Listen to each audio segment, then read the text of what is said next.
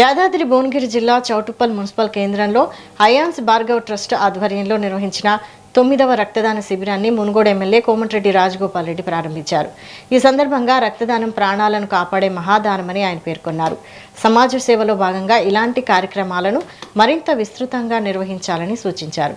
కార్యక్రమంలో అయాన్స్ Bhargav chairman Bodula Murali, municipal chairman Mogudala Pavani Ramesh గౌడ్తో పాటు పలువురు ప్రజా ప్రతినిధులు, ట్రస్ట్ సభ్యులు పాల్గొన్నారు.